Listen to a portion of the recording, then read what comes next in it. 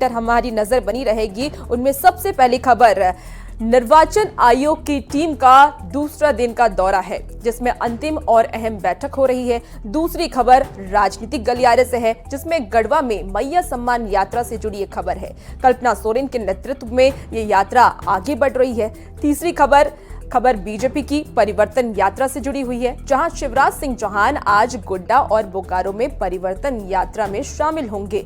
और चौथी खबर जिस पर हमारी नजर रहेगी वो है रांची से, जहां जन्म से पहले ही एक युवक को नौकरी मिल गई। और इन चारों खबरों पर हमारी नजर बनी रहेगी। और लेकिन शुरुआत इस वक्त की बड़ी खबर के साथ करेंगे। झारखंड में विधानसभा चुनाव की रूपरेखा तैयार करने के लिए निर्वाचन आयोग की टीम सोमवार से ही रांची में है। कल सुझावों पर चर्चा के बाद आज सुरक्षा व्यवस्था पर मैराथन बैठक हो रही है।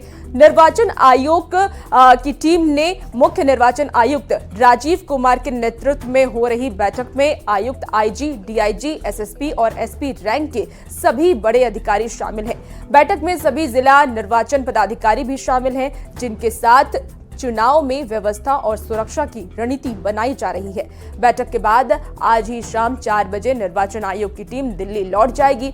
सोमवार को सुबह निर्वाचन आयुक्त सहित 12 सदस्यों की जंबो टीम रांची पहुंची थी और कल राजनीतिक दलों के साथ ये अहम बैठक हुई थी। और ज्यादा जानकारी के लिए न्यूज 18 संवाददाता निरंजन कुमार हमारे साथ फोन लाइन पर जुड़ चुके हैं। निरंजन, आज की बैठक कितनी अहम होने वाली है? कल जिस तरह से बैठक हुई है उसमें तमाम राजनीतिक दल, जैसे मुख्य निर्वाचन आयुक्त, सभी से रूबरू हुए और साथ में जितने भी आला अधिकारी हैं, एनफोर्समेंट एजेंसी, 21 एजेंसियां साथ में थी, डीजीपी, चीफ सेक्रेटरी के साथ बैठक की।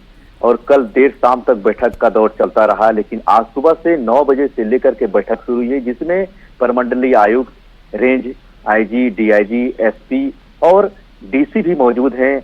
और जिस तरह से कल बैठक हुई उसी बैठक का क्रमवार आज बैठक बुलाई गई है, क्योंकि जो चुनाव संपन्न कराते हैं किसी भी लोकसभा या विधानसभा में, तो उसकी पूरी जिम्मेदारी डीसी के हाथों होती है। डीसी जिला निर्वाचन अधिकारी भी होते हैं और पूरा तमाम जितनी भी सुरक्षा व्यवस्था होती है उस एसपी के हाथों में होते हैं। इसको लेकर के आज बैठक बुलाई गई है। साफ तौर पर उनसे यह राय ली जा रही है कि क्या पर्व त्योहार यानी जो दशहरा, छठ, दीपावली है उसके बाद चुनाव कराए जाए या फिर इसको कितने चरणों में कराई जाए। क्योंकि जिस तरह से कल बैठक हुई उसमें सभी अधिकारी मौजूद रहे, चीफ सेक्रेटरी से लेकर के मुख्य निर्वाचन पदाधिकारी के रवि कुमार से लेकर के सभी अधिकारी मौजूद रहे और तमाम जितने भी एजेंसियां हैं सभी से इस बारे में पूछताछ की गई। और जो राजनीतिक दल हैं उनसे भी 12-12 मिनट का समय लिया गया था। तो निश्चित तौर पर सभी की राय लेने के बाद अब जो आज की बैठक चल रही है अभी रेडिसन ब्लू में, वह एक जो बैठक कल है उसी का क्रम है। और अगर हम बात करें तो निश्चित तौर पर अक्टूबर के पहले सप्ताह में जिस तरह से बीजेपी और कांग्रेस, अन्य दलों ने कहा कि चुनाव जो है समय पर होनी चाहिए, यानी समय की बात हम करें तो इसका जो कार्यकाल है झारखंड विधानसभा का वो 6 जनवरी को पूरा हो रहा है। लेकिन कहीं न कहीं इससे पहले हम बात करें तो ये समझा जाए कि इस बैठक में सुरक्षा को लेकर के आज पूरी बातचीत होगी, पूरे इंतजाम को लेकर के बातचीत होगी और खासकर जो नक्सल प्रभावित क्षेत्र हैं झारखंड के, वहाँ किस तरीके की सुरक्षा रखी जाए उसको लेकर के बातचीत होगी। जी बिल्कुल, जिस तरह से आप देखें तो जो ये एरिया है कोल्हान का एरिया है और ये पलामू, गढ़वा, लातेहार, ये सब जो एरिया है नक्सल प्रभावित, बूढ़ा पहाड़ की बात करें तो नक्सल प्रभावित क्षेत्र है। लेकिन हालांकि अभी पिछले 4 महीने पहले जून में ही चुनाव संपन्न हुए, तो कहीं भी किसी प्रकार की अप्रिय बर्दाश्त की घटनाएं नहीं हुई है। नक्सल बिल्कुल यहाँ समाप्त हो चुके हैं। इस तरह की घटनाएं ना की बराबर है झारखंड में। इसको लेकर के पूरी तरह से पैरामिलिट्री फोर्स को भी लगाया गया था। लेकिन इस बार भी जो चूंकि विधानसभा का चुनाव है तो विधानसभा का चुनाव है तो अगर पड़ोसी राज्य है बिहार है, बंगाल है, और तमाम जानकारी आपसे लेंगे। लेकिन फिलहाल बहुत शुक्रिया।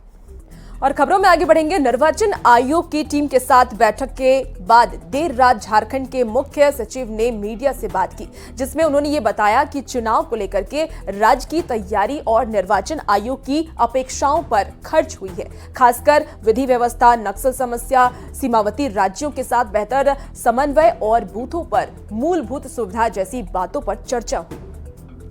आज की ओर से जो तैयारी के बारे में कई विषयों पर समीक्षा हुई थी और उसमें राज्य सरकार द्वारा जितना कार्य किया गया है उसके तैयारी के बारे में माननीय इलेक्शन कमीशन ऑफ इंडिया को अवगत कराए हैं। और देखिए, निर्वाचन आयोग जब से झारखंड आया तब से बैठकों का दौर जारी है। पहले राजनीतिक दलों के साथ बैठक हुई और आज एसएसपी सुरक्षा बलों के साथ, डीएसपी के साथ बैठक होने वाली है। देखिए, चुनाव को लेकर के सर्वदलीय बैठक बीजेपी की सलाह है। झारखंड में बांग्लादेशी घुसपैठ एक बड़ा मुद्दा है, वहीं फर्जी मतदाता सूची की जांच होनी चाहिए, ये बीजेपी ने सलाह दी है सर्वदलीय बैठक में। और पर्व त्योहार को लेकर के कम चरणों में चुनाव हो, वोटिंग हो, इसको लेकर के भी बीजेपी ने सलाह दी है, क्योंकि कल राजनीतिक दल के साथ बैठक थी। ऐसे में बीजेपी की क्या क्या सलाह है वो बता रहे हैं आपको। झारखंड में बांग्लादेशी घुसपैठ एक बड़ा मुद्दा है और इसको लेकर के निर्वाचन आयोग सजग रहे, सतर्क रहे, इसको लेकर के बीजेपी ने सलाह दे दी है। साथ ही फर्जी मतदाता सूची की जांच होनी चाहिए। बीजेपी ने यह भी सलाह दी है कि जो फर्जी मतदान के जो मामले सामने आ रहे हैं उस पर जांच होनी चाहिए। और ये बीजेपी की जो सलाह है वो हम आपको बता रहे हैं कि करके पर्व त्योहार को लेकर के कम चरणों में वोटिंग हो, यानी कि जल्दी चुनाव खत्म करा ली जाए, इसको लेकर के भी बीजेपी ने सलाह दी है। और अब देखिए, अब आपको जेएमएम की भी सलाह बताएंगे। अभी बीजेपी की सलाह बता रहे थे, जेएमएम ने क्या क्या सुझाव दिया। झारखंड में 15 नवंबर के बाद चुनाव हो, ऐसा जेएमएम का कहना है। इसके साथ ही जेएमएम ने जो और सुझाव दिए हैं वो भी आपको बताएंगे। लेकिन देखिए, 15 नवंबर के बाद चुनाव हो, ये जेएमएम ने सलाह दी है। साथ ही कम से कम चरणों में मतदान संपन्न हो, ये जेएमएम की तरफ से भी कहा गया है। जाति धर्म को लेकर के उन्माव जो भाषण देते हैं उन पर रोक लगानी चाहिए। इसके साथ ही जेएमएम 15 नवंबर से चुनाव, ये झारखंड जेएमएम की तरफ से जो सुझाव दी गए वो हम आपको बता रहे थे। अब कांग्रेस की राय देख लेते हैं। 15 नवंबर को भगवान बिरसा मुंडा की जयंती है, ये कांग्रेस की तरफ से राय दी गई है। कांग्रेस ने और क्या क्या अपनी तरफ से राय रखी है वो भी बता रहे हैं। 15 नवंबर के बाद विधानसभा का चुनाव हो, ऐसा कांग्रेस ने कहा। यानी जेएमएम और कांग्रेस की राय करीब करीब मिलती जुलती नजर आ रही है। भड़काऊ भाषण देने वाले नेताओं पर कार्रवाई हो, ये कांग्रेस ने भी कहा है, जेएमएम ने भी कहा और कांग्रेस ने भी कहा है। 15 नवंबर को भगवान बिरसा मुंडा की जयंती है और इसीलिए 15 नवंबर के बाद चुनाव की बात कांग्रेस की तरफ से सही आ रही है। चलिए अब खबरों में आगे बढ़ते हैं। हेमंत सरकार में नवंबर, आपको बता दें कि नंबर 2 की पार्टी कांग्रेस भी झारखंड में त्योहारों को देखते हुए 15 नवंबर के बाद ही चुनाव कराने की मांग की है। साथ ही कांग्रेस ने भी भड़काऊ भाषण देने वाले नेताओं पर नजर रखने और एक्शन की मांग की है।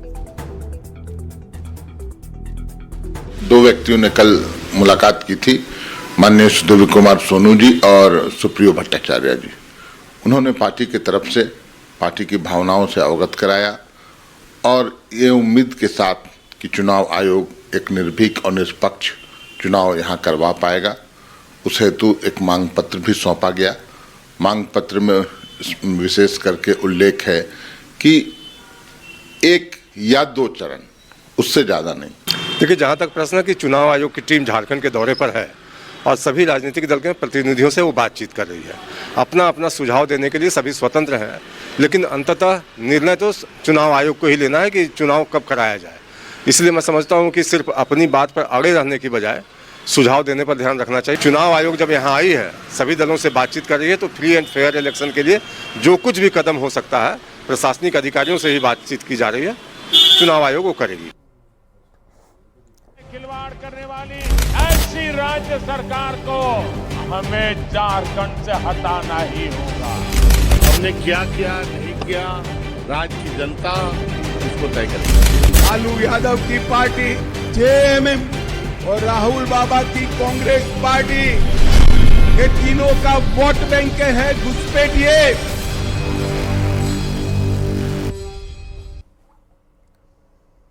झारखंड में सत्ता परिवर्तन का संकल्प को लेकर के आगे बढ़ रही बीजेपी की यात्रा जारी है। झारखंड बीजेपी के चुनाव प्रभारी एक बार फिर आज कई जगहों पर परिवर्तन महासभा में शामिल होंगे। गोड्डा के गांधी मैदान में दोपहर करीब 2 बजे परिवर्तन महासभा को संबोधित करेंगे, जबकि बोकारो के सेक्टर 1 स्थित HSCL मैदान में शाम 4 बजे परिवर्तन महासभा होगी। बात झारखंड बीजेपी के अध्यक्ष बाबूलाल मरांडी की करें तो वो भी आज खूंटी के तोरपा, हजारीबाग के बरही और सिमडेगा के कोलेबीरा में 3 परिवर्तन यात्रा में शामिल होंगे और चुनाव के लिए बीजेपी कार्यकर्ताओं में जोश भरने के साथ ही हेमंत सरकार के 5 साल के हिसाब मांगेंगे।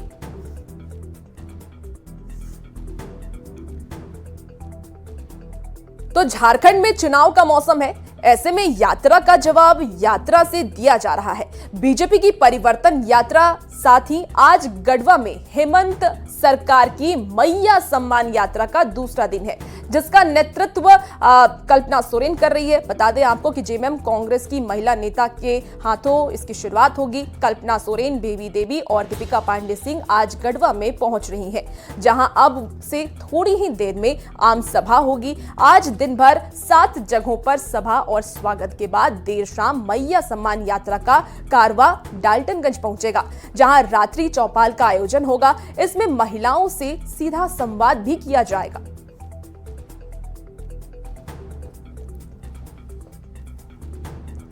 मैया सम्मान यात्रा का नेतृत्व कर रही जेएमएम विधायक कल्पना सोरेन ने आरोप ये लगाया कि बीजेपी की साजिशों की वजह से इस योजना को लागू करने में 5 से 7 महीने की देरी हुई, क्योंकि हेमंत सरकार को जेल में डाल दिया गया था। इस पर बीजेपी विधायक भानु प्रताप शाही ने पलटवार किया है और ये पूछा कि सीएम की कुर्सी पर कौन थे और ये योजना हेमंत सोरेन ने नहीं बल्कि चंपाई सोरेन ने लाया है और ऐसे में ये योजना चुनाव के बाद खुद अपने ही आप बंद हो जाएगी।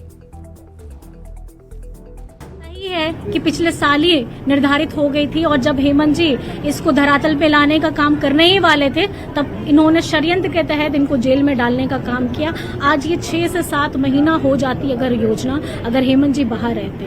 तो मैं यही बताना चाहती हूँ कि जो नुकसान हुआ है ये नहीं चाहते। बीजेपी वाले महिला विरोधी हैं, बीजेपी वाले बेटी विरोधी हैं। वाह वाह वाह, वो कुर्सी पर भानु जी बैठे हुए थे क्या? चंपाई जी बैठे हुए थे। ये योजना भी तो चंपाई जी का शुरू किया हुआ है, हेमंत जी का थोड़े किया हुआ है। और आपने उसमें क्यों क्लॉज लगाया है कि दिसंबर 2024 में केवाईसी होगा, दिसंबर 2024 में डाटा वेरिफिकेशन होगा, दिसंबर 2024 में आधार कार्ड का वेरिफिकेशन होगा। इसका मतलब आपने उसमें मृत्यु पत्र दे दिया है, मृत्यु प्रमाण पत्र लगा दिया है कि ये योजना दिसंबर 2024 तक चलेगी, बाद में बंद हो जाएगी। ये जनता को पता है।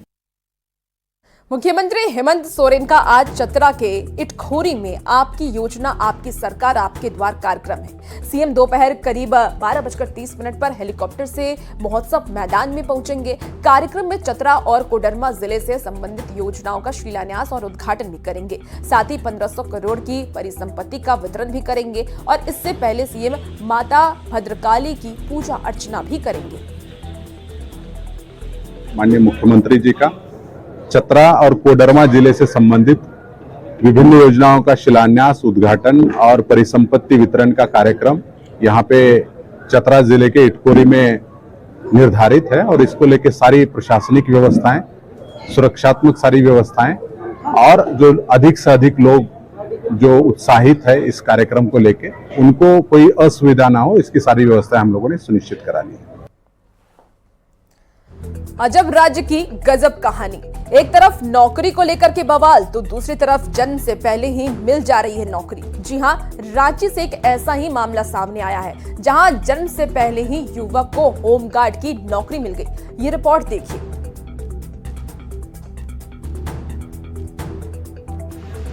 नाम आसिफ अंसारी, होमगार्ड जवान का बैच नंबर 15181।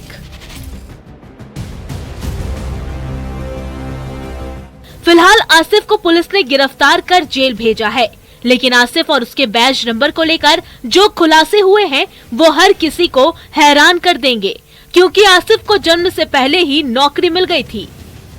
आसिफ अंसारी का जन्म 1993 में हुआ था। 1984 में होमगार्ड आरक्षी के रूप में बैच नंबर दिया गया था। दरअसल आसिफ को फर्जी तरीके से लापता होमगार्ड जवान के रूप में गृह रक्षा वाहिनी के पदाधिकारी और कर्मियों की मदद से नौकरी दी गई थी। जब विभागीय जांच की गई तो मामले का खुलासा हुआ। 5 लोगों पर धुरवा थाने में FIR की गई। देखिए 15,181 इसका बैच नंबर है, वो 1984 की बहाली से संबंधित है और इसका डेट ऑफ बर्थ ही 1993 का है। ये कहानी यही खत्म नहीं हुई है, क्योंकि इस मामले में अभी एक और ट्विस्ट बाकी है। दरअसल फर्जी तरीके से बहाल हुए आसिफ अंसारी के पिता जाकिर अंसारी भी होमगार्ड जवान के रूप में कार्यरत हैं, लेकिन उन्हें अपने बेटे के बाद नौकरी मिली है। इस फर्जी बहाली की भनक होमगार्ड जवानों को लोकसभा चुनाव के वक्त मिली। उनके पिता हैं, जो लड़का पकड़ा गया, उनके पिता का सिपाही नंबर 16,190 है और बेटा का 15,181। उसी पर मुझे ये समझ में आया कहीं ना कहीं फर्जीवाड़ा, यानी बाप से पहले बेटा ही बहाल हो गया। ये तो बहुत दिलचस्प बात है, मतलब ये बहाली नहीं हुआ। बहरहाल मामले में अभी जांच और पुलिसिया कार्रवाई दोनों ही हो रही है। देखना होगा कि इसमें और क्या क्या चीजें बाहर आती हैं और इस मामले में कौन कौन कानून के शिकंजे में फंसता है। रांची से न्यूज़ 18 के लिए संवाददाता ओम प्रकाश की रिपोर्ट। और इसी बीच रांची से इस वक्त की बड़ी खबर बता रहे हैं, फर्जी होमगार्ड बहाली मामले में 2 और फर्जी जवान का नाम सामने आया है। एफआईआर में नौशाद कादरी और अशोक टोपो का नाम सामने आया है। दुर्वा थाने में शामिल हुआ है ये मामला। फर्जी तरीके से होमगार्ड जवान को बहाल करने के मामले में गृह रक्षा वाहिनी के कंपनी कमांडर कैलाश यादव को निलंबित भी कर दिया गया है और कैलाश यादव ही बहाली के नाम पर पैसा लेता था। मामले में गिरफ्तार आसिफ अंसारी ने लिया था कैलाश यादव का नाम। आपको बता दें कि आसिफ भी पैसे देकर हुआ था होमगार्ड जवान के रूप में बहाल। और ज्यादा जानकारी के लिए रांची से संवाददाता ओम प्रकाश हमारे साथ जुड़ चुके हैं। ओम प्रकाश, फिलहाल इस पूरे मामले में क्या अपडेट है? की जो जांच है वो फिलहाल की जा रही है। 1,30,000 रुपए लेकर जो है वो आसिफ अंसारी को बहाल किया गया था वर्ष 2021 में। जो बैच नंबर दिया गया था वो 1984 का था। तो पूरी तरह से इस मामले में अभी तक जो है वो कैलाश यादव, जो कि कंपनी कमांडर है, उनका नाम सामने आया था, जिसका नाम आसिफ अंसारी ने भी लिया है। लेकिन इस मामले में अभी भी और कई लोग जो हैं वो पुलिसिया रडार पर हैं। विभागीय जांच में भी कहा जा सकता है, जो कि ये चीजें सामने आ रही हैं कि ऑफिस में काम कर रहे और भी लोग जो हैं वो इसमें संलिप्त हो सकते हैं। तो फिलहाल मामले की जो विभागीय जांच है वो भी एक तरफ जारी है, तो दूसरी तरफ पुलिस की जांच भी जारी है। और इस मामले में ये न सिर्फ रांची से जुड़ा हुआ मामला है, अभी तक जिस तरह से 7 लोगों के खिलाफ एफआईआर हुई है, लेकिन इस मामले में और भी नाम जो है वो जुड़ सकते हैं। ऐसे लोग जो हैं होमगार्ड में, खास तौर से अगर बात की जाए तो उस फर्जी तरीके से बहाल हुए हैं, उनकी संख्या भी अभी और बढ़ सकती है। और इस पूरे गिरोह में जो सिंडिकेट में शामिल लोग हैं उनके नाम भी जो है आने वाले दिनों में और सामने आ सकते हैं। ठीक है ओम प्रकाश, बिल्कुल आप नजर बनाए रखिए और देखना होगा कि पुलिस की तरफ से अब इस पे क्या कुछ कार्रवाई की जाती है। बहुत शुक्रिया तमाम जानकारी के लिए। और खबर गुमला से। गुमला के मिर्चाई पाट गांव में जंगली हाथी ने जमकर उत्पात मचाया। जंगली हाथी ने 5 एकड़ खेत में लगी मक्के की फसल को रौंदकर बर्बाद कर दिया। हाथियों ने एक व्यक्ति का घर भी तोड़ दिया। गांव के लोगों ने खदेड़कर हाथी को जंगलों की ओर भगाया और गांव के लोगों का ये कहना है कि वन विभाग को जानकारी देने के बाद भी विभाग कोई कार्रवाई नहीं करता है। लोगों ने वन विभाग से फसल और घर का मुआवजा देने की मांग की है। मकई का सीजन होता है, उस टाइम जंगली हाथी द्वारा आके हर बार क्षति पहुंचाई जाती है और प्रशासन द्वारा कोई सहायता नहीं किया जाता है। तो प्रशासन से मांग करते हैं कि उचित मुआवजा दिया जाए क्षति हुई। और गिरिडीह से आपको बता रहे हैं खबर, गिरिडीह के सरिया प्रखंड में हाथियों के झुंड ने पूरे इलाके में दहशत मचा दिया है। क्षेत्र में मंधानिया में देर रात 4 की संख्या में हाथियों ने जमकर उत्पात मचाया और कई किसानों की फसलों को बर्बाद कर दिया। हाथियों का झुंड घर की खिड़की तोड़कर अनाज को भी चट कर गया। जैसे तैसे लोगों ने हाथियों को वहां से भगाया। मेरा फसल मतलब नष्ट कर दिया है हाथी। 4 ठो था, 2 बड़ा 2 छोटा। मकई उकई सब खा पी के आया इधर घरवा तरफ। वहाँ 3 खिड़की उखाड़ के फेंका है। अनाज था, आलू था, गाय को खिलाने वाला अनाज था, आटा था, चावल, ये सब बर्बाद कर दिया। और इसी के साथ रुकेंगे एक छोटे से ब्रेक के लिए, जल्द हाजिर होते हैं।